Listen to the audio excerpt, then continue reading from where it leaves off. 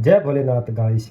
निषाद का चरित्र और श्री शिव महापुराण में इस कथा का विस्तार पूर्वक वर्णन है। और यह वही निषाद है जो प्रभु श्री राम के मित्र थे। तो वीडियो को शुरू करते हैं। प्राचीन काल में एक वन में एक भील अपने परिवार के साथ निवास करता था और उसका नाम गुरुद्रह था। और उसका पेशा चोरी करना और पशुओं का वध करना था। एक बार शिवरात्रि का पर्व था और उसके घर में भोजन की कोई भी सामग्री नहीं थी। उसके परिवार के सभी सदस्य भूखे थे। तब उसके सब सदस्यों ने मिलकर कहा, हम सब भूखे हैं, कुछ भोजन की सामग्री लाओ। तब वह भील धनुष बाण लेकर शिकार के लिए वन में चला गया। भाग्य से उसे सुबह से लेकर शाम तक कोई भी शिकार के लिए जानवर दिखाई नहीं दिया।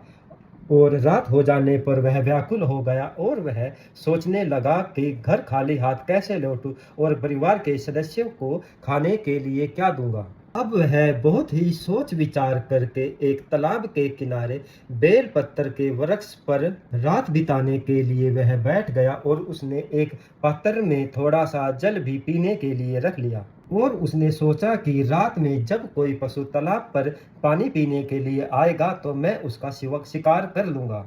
रात्रि के प्रथम पहर पर एक हिरणी तालाब पर पानी पीने के लिए आई और भील ने उसे देखकर धनुष पर बाण चढ़ाया। और धनुष पर बाण चढ़ाते समय कुछ जल और बेल पत्थर झड़कर नीचे गिर पड़े। और भील के भाग्य से उस बेल पत्थर के वृक्ष के नीचे भगवान शिव जी का ज्योतिर्लिंग था। और इससे अनजाने में बेलपत्र और जल शिवलिंग पर गिर जाने के कारण भील के प्रथम पहर का पूजन हो गया, जिससे भगवान शिव जी की माया से उसके सभी पापों का भी नाश हो गया। भील के धनुष की टंकार को सुनकर हिरणी ने उससे कहा कि हे भील, यह तुम क्या कर रहे हो। तब भील ने उससे कहा कि मेरे परिवार के सभी सदस्य भूखे हैं, मैं तुम्हारा शिकार करना चाहता हूँ। यह सुनकर हिरणी बोली, हे भील, तुम बड़े अन्यायी हो, तुम में जरा सी भी दया नहीं है। यदि मेरे मांस से तेरे परिवार की भूख मिट सकती है तो तेरा यह शरीर धन्य है। और दूसरों के कष्ट निवारण से ही जीव की प्रशंसा होती है। तो तुम थोड़ी देर रुको, मैं घर जाकर अपने बच्चों को अपनी बहन को सौंप आती हूँ और मैं घर से आ जाऊंगी। तुम तब मुझे मार कर अपने घर ले जाना। मुझे मेरा और हिरणी बोली, हे भीलराज, तुम मेरा विश्वास करो, यदि मैं लौट कर नहीं आई तो मुझे वही पाप लगेगा जो एक विश्वासघाती को होता है। भील ने उसकी बातें मान ली और उसे जाने की स्वीकृति दे दी, जिससे भील के प्रथम पहर का जागरण भी हो गया। इसके पश्चात हिरणी की बहन उसे ढूंढते हुई उसी तालाब पर आई। भील ने उसे देखकर धनुष पर फिर से बाण चढ़ाया। इस बार फिर से कुछ बेल पत्थर और जल नीचे शिवलिंग पर गिर पड़े, जिससे भील के दूसरे पहर का भी पूजन हो गया। और हिरणी ने उससे कहा कि यह भीलराज, तुम यह क्या कर रहे हो। भील ने उसे भी वही उत्तर दिया जो पहले वाली हिरणी को दिया था। तब हिरणी ने उससे कहा कि हे भीलराज, तुम मुझे घर जाने की आज्ञा दे दो, मैं अपने बच्चे को अपनी बहन को सौंप आती हूँ, तब जाकर और मैं तुम्हें वचन देती हूँ कि मैं लौटकर अवश्य आऊंगी। भील ने उसे भी जाने की स्वीकृति दे दी, जिससे भील के दूसरे पहर का जागरण भी हो गया। अब रात्रि के तीसरे पहर में एक हिरण तालाब पर आया। भील ने उसे देखकर धनुष पर बाण चढ़ाया और वह इस बार फिर से बेलपत्र और जल भगवान शिव जी पर गिर पड़े और उसके जिससे भील के तीसरे पहर का पूजन भी हो गया। तब हिरण ने उससे कहा, हे भीलराज, यह तुम क्या कर रहे हो। तब भील ने उसे भी वही उत्तर दिया जो हिरणी को दिया था।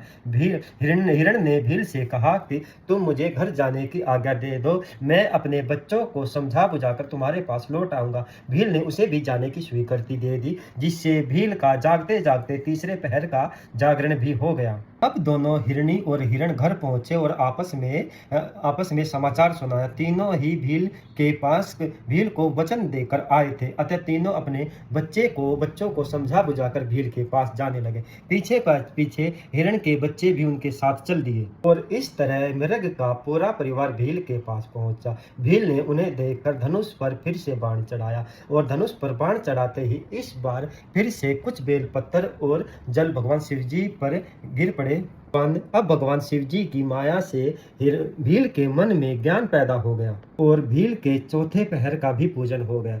मृग के परिवार ने भील से कहा, हम अपनी प्रतिज्ञा के अनुसार आपके पास आ गए हैं। अब आप हमारा वध कर सकते हैं, जिससे हमारा शरीर सफल हो जाए। इस बार शिव जी की प्रेरणा से भील सोचने लगा, मुझसे अच्छे तो यह अज्ञानी पुरुष है जो परोपकार परायण होकर भी मुझे अपना शरीर भेंट कर रहे हैं, और एक मैं हूँ जो मानव शरीर पाकर भी हत्यारा बना हुआ हूँ।